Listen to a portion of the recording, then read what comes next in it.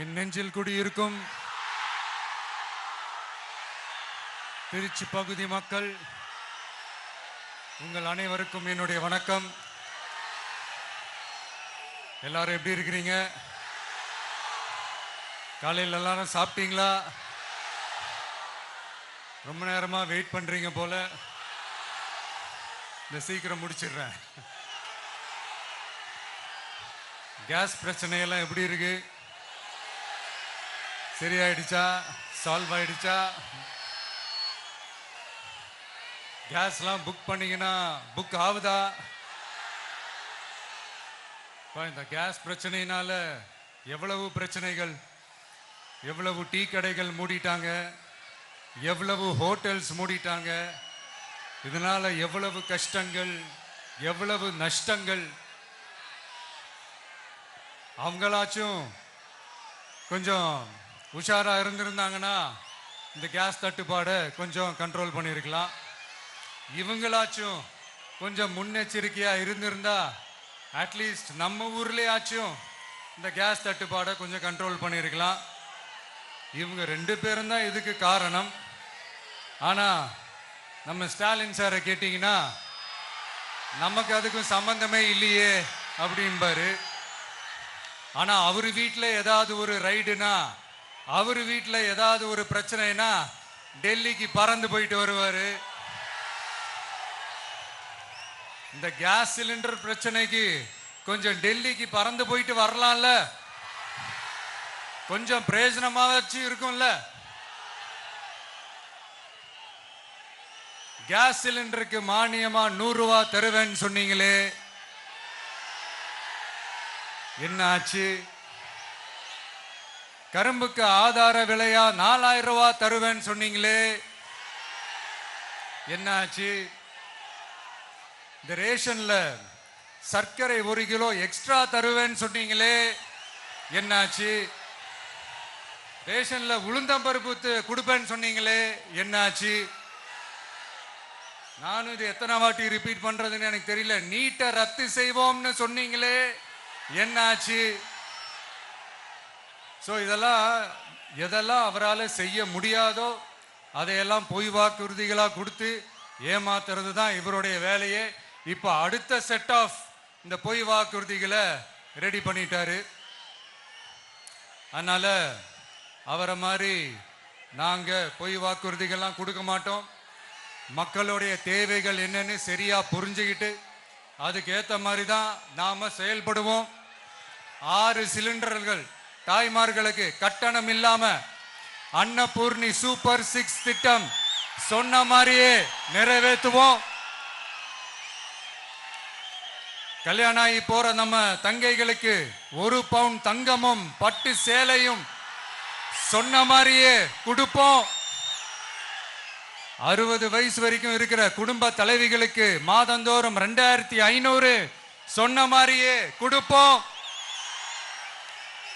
என்னுடைய அம்மா, அக்கா, தங்கைகள் எல்லாருமே தமிழ்நாட்டில் எந்த மூலையிலிருந்து எங்க வேணாலும், தமிழ்நாட்டுக்குள்ள எந்த பஸ்ல வேணாலும் ஃப்ரீயா சொன்ன மாதிரியே ஃப்ரீயா போகலாம். கல்வி, ரேஷன், மருத்துவம், குடிநீர், சாலை வசதி, பஸ் போக்குவரத்து, இந்த மாதிரி அடிப்படை விஷயங்கள்ல தான் எங்களுடைய முதல் கவனம் இருக்கும். நான் ஏற்கனவே சொன்னது மாதிரி நிறைய கவர்மெண்ட் ஸ்கூல்ல இந்த டாய்லெட் வசதிகள்லாம் சரியா இல்லை, அதை சரிப்படுத்தணும்னு சொன்னோம். உடனே இதெல்லாம் ஒரு பெரிய விஷயமா அப்படின்ட்டு சில அறிவாளிங்க கேட்டாங்க.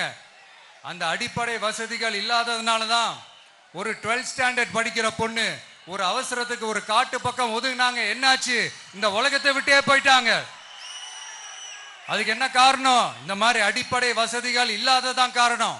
அதனால் என்னுடைய தாய்மார்களே, உங்களுக்கு பாதுகாப்பு இல்லாத இந்த அடிப்படை வசதிகள் கூட செஞ்சு கொடுக்காத இந்த தீய சக்தி திமுக அரசை என்ன பண்ணலாம்? தூக்கி வீசி எறிவோமா? எதுக்கு இப்ப அங்க இங்க சுத்திக்கிட்டு நம்ம ஊருக்கே வருவோம், நம்ம திருச்சிக்கே வருவோம். இங்க ஒரு மந்திரி இருக்கிறாரு, நகராட்சி துறையில வேலை வாங்கி தரதா சொல்லி கோடிக்கணக்கான பணத்தை லஞ்சமா வாங்கிக்கிட்டு தகுதியானவங்களுக்கு எல்லாம் வேலை வாய்ப்பு கிடைக்காத அளவுக்கு பண்ணிருக்கிறாரு. இதெல்லாம் எவ்வளவு பெரிய ஒரு ஏமாத்து வேலை. அதனால நம்ம தம்பி தங்கைகளே, உங்களுக்கு இந்த வேலை வாய்ப்பை பறிச்ச இந்த ஸ்டாலின் சார் சர்க்காரை என்ன பண்ணலாம்? தூக்கி வீசி எறிவோமா? உங்களுக்கு இந்த பாதுகாப்பு இல்லாத, சட்டம் ஒழுங்கு சரியில்லாத இந்த தீய சக்தி திமுக அரசை என்ன பண்ணலாம்? தூக்கி வீசி எறிவோமா? நகராட்சி துறையில மட்டுமே 1000 கோடிக்கு மேல ஊழல்னா அப்ப மத்த துறையில எல்லாம் கொஞ்சம் கணக்கு போட்டு பாருங்க, தலையெல்லாம் சுத்தி போயிடும். நான் கொஞ்ச நாளைக்கு முன்னாடி சொல்லியிருந்தேன், இந்த ஸ்டாலின் சார் டாக்ஸ் அப்படின்ட்டு, இந்த ஜிஎஸ்டி மாதிரி எஸ்எஸ்டி, அதை பத்தி அவங்க வாயை திறக்கலைங்க. என்னமோ அவங்களே ஒத்துக்கிட்ட மாதிரி இருக்குது. ஆமா, இப்படி ஒரு டாக்ஸ் இருக்குது அப்படின்னு அவங்களே ஒத்துக்கிட்ட மாதிரி ஆயிடுச்சு. இந்த கல்லூரி பேராசிரியர்கள், கல்லூரி உதவி பேராசிரியர்களுக்கு அந்த போஸ்டிங்க்கு 2000 பேருக்கு மேல அந்த வேலை கொடுப்போம்னு சொன்னாங்க. கடைசியில் எத்தனை பேருக்கு கொடுத்தாங்க தெரியுமா? வெறும் 5 பேருக்கு. 2000 எங்க, இந்த 5 எங்க? அதனால இதெல்லாம் வெறும் அறிவிப்புகள் மட்டும்தான். இந்த மாதிரி லட்சக்கணக்கான காலி பணியிடங்களை நிரப்புவோம்னு சொன்னாங்க, அதுவும் என்ன ஆச்சுன்னு தெரியல. இதெல்லாம் வெறும் அறிவிப்புகள் மட்டும்தான். இதனால ஒரு யூஸுமே கிடையாது. யூஸ்லெஸ் கவர்மெண்ட் இது. அது மாதிரி 100% ஒரு நியாயமான ஒரு ஆட்சியை நாம கொடுப்போம்ங்க. 100% நீங்க இந்த விஜய நம்பலாமுங்க. நீங்க நம்புறீங்கன்னு எனக்கு தெரியும். அதனாலதான் என்னுடைய சொந்த பந்தங்களாகிய உங்ககிட்ட எனக்கு அந்த உரிமை இருக்கு. எனக்கு ஒரு வாய்ப்பு கொடுங்க, எனக்கு ஒரு சான்ஸ் கொடுங்கன்னு உங்ககிட்ட கேட்காம வேற யாருக்கிட்ட நான் கேட்பேன்? அதனால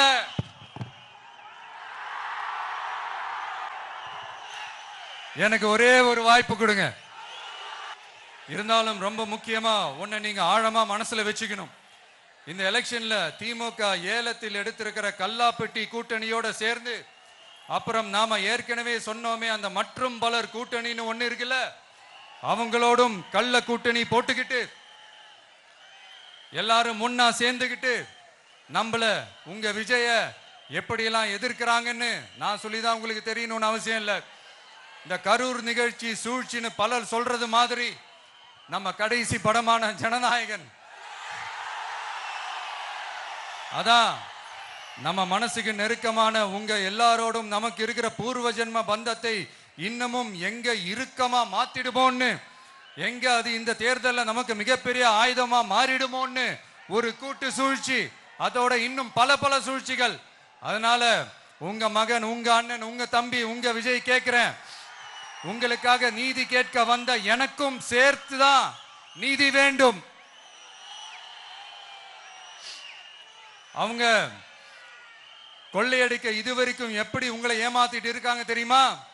இந்த காங்கிரஸ்ல இருக்கிற சிலரை கையில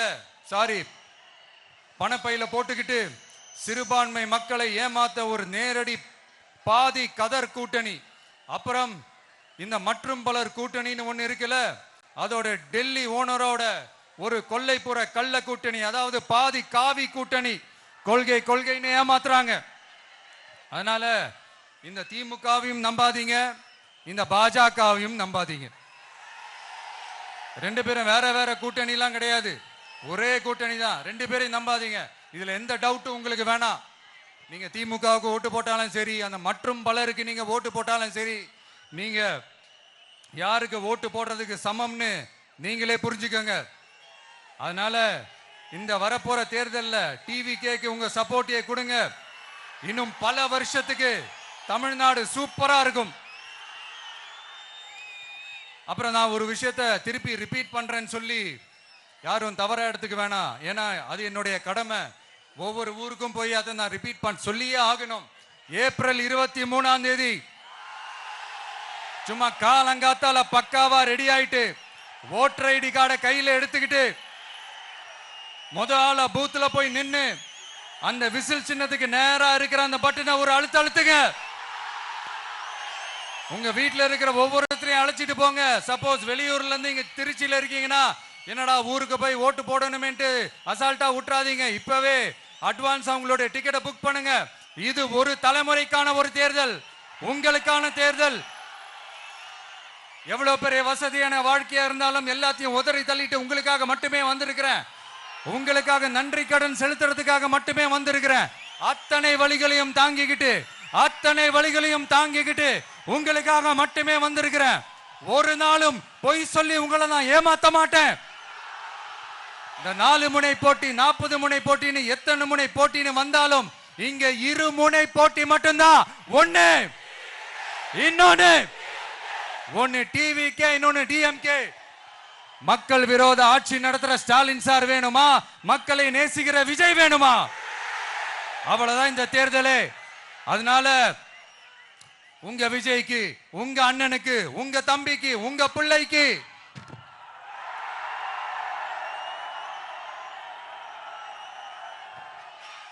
ஒரே ஒரு வாய்ப்பு கொடுங்க. தயவு செஞ்சு விசில் சின்னத்துக்கு ஓட்டு போடுங்க. இது ஒரு விசில் புரட்சி தேர்தலா இருக்கணும். இங்க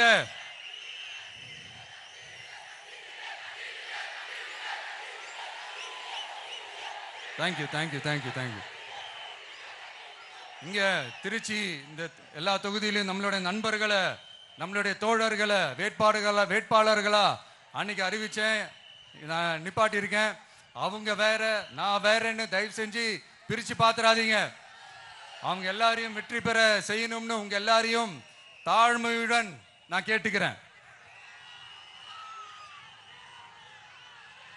நான் தன்னந்தனியாளு, நீ ஏளனமா பாரு. கொஞ்சம் நவுந்தனா இங்க 8 கோடி பேரு. மிரல போது ஸ்டேட்டு, எங்க விசில் சத்தம் கேட்டு. நல்லவங்க வாழ நீ விசில் கடி ஓட்ட. கடைசி நம்பிக்கை மக்களை தேடி வருது. அதை இறுக்கி புடிச்சு ஒரு வரலாறு எழுது. உங்க விஜய் நான் வர. விசில் அடிக்க ரெடியா?